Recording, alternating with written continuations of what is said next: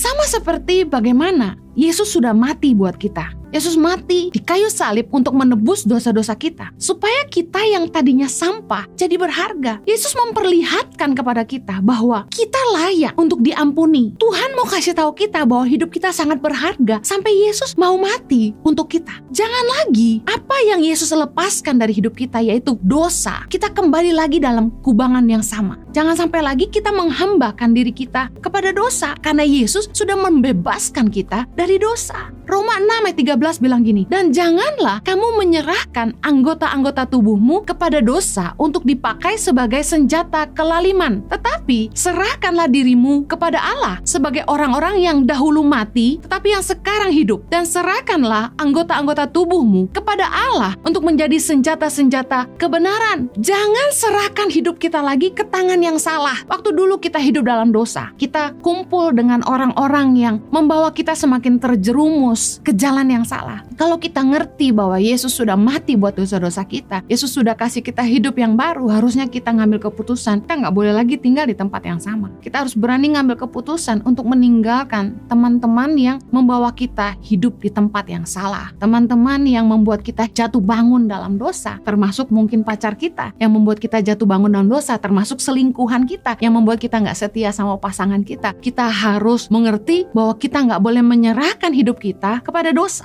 tapi kita harus menyerahkan hidup kita kepada Allah supaya hidup kita dipakai oleh Allah untuk melakukan kebenaran, kebajikan, keadilan, dan semua hal yang mulia. Banyak anak-anak muda yang bilang sama saya, Kak Heni, saya sudah terlanjur berhubungan seks di luar nikah dengan pacar saya. Kalau saya mau bertobat sungguh-sungguh, saya mau hidup benar, nanti kalau pacar saya putusin saya, masih ada nggak yang mau sama saya? Saya katakan, pasti masih ada. Tuhan itu pemurah. Kalau kita sungguh-sungguh minta ampun sama Tuhan dan kita mau hidup sungguh-sungguh di dalam kebenaran, Tuhan pasti menyediakan upah di dalam kebenaran. Tuhan pasti menyediakan pasangan hidup yang jauh lebih baik, yang menghargai kita, yang mengasihi kita, bukan karena tubuh kita, bukan karena nafsu, tapi sungguh-sungguh mengasihi kita. Ada sebuah kebenaran yang saya ingin ungkapkan kepada saudara. Ayat ini saya bolak-balik baca, tapi entah kenapa tiba-tiba dibukakan dengan begitu luar biasa. 1 Korintus 6 ayat 19 dan 20. Atau tidak tahukah kamu bahwa tubuhmu adalah bait Roh Kudus yang diam di dalam kamu, Roh Kudus yang kamu peroleh dari Allah, dan bahwa kamu bukan milik kamu sendiri. Ayat 20. Sebab kamu telah dibeli dan harganya telah lunas dibayar. Karena itu, muliakanlah Allah dengan tubuhmu. Luar biasa, saya dapat gambaran gini. Ibaratnya kita punya rumah, ketika kita jual rumah kita sama orang, dan orang itu kemudian memberikan rumah itu kepada anaknya untuk ditinggali. Kita sebagai orang yang bekas punya rumah itu, kita nggak punya hak lagi atas rumah itu. Kita nggak bisa petantang-petenteng datengin rumah itu dan bilang, ini rumah saya. Yang punya kan bilang gini, enggak, bapak saya udah bayar rumah ini untuk saya. Kita bilang nggak bisa, ini rumah saya. Kita nggak bisa gitu kan? Nggak mungkin kita begitu. Kalau kita sampai lakukan itu, mungkin polisi akan datang dan tangkap kita. Hidup kita dikatakan sudah dibeli, telah dibeli dan harganya telah lunas dibayar. Hidup kita yang tadinya kita sudah mati karena dosa, kita dihidupkan kembali karena pengampunan lewat salib Kristus. Harganya sudah lunas dibayar oleh salib Kristus. Hidup kita adalah milik Allah. Kita nggak punya kuasa lagi atas hidup kita sendiri, karena hidup ini bukan hidup kita lagi. Hidup ini adalah milik Allah.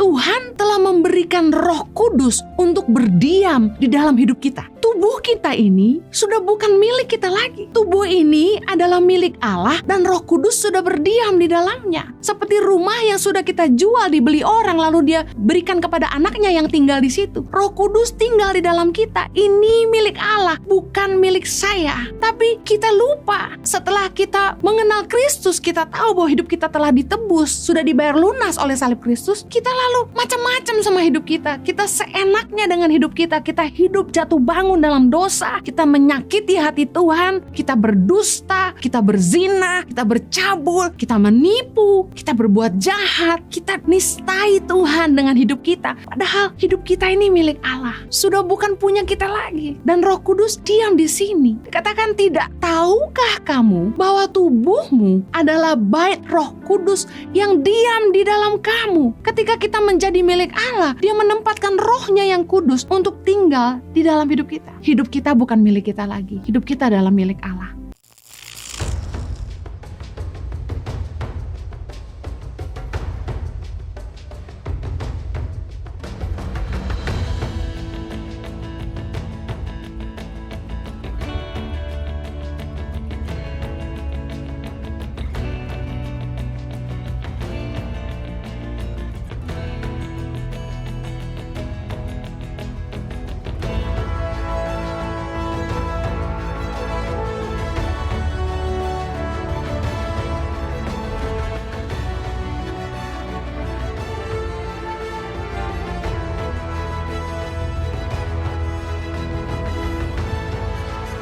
Cerita anak pedalaman dalam meraih mimpi dan mengejar cita-cita bersama Tangan Pengharapan.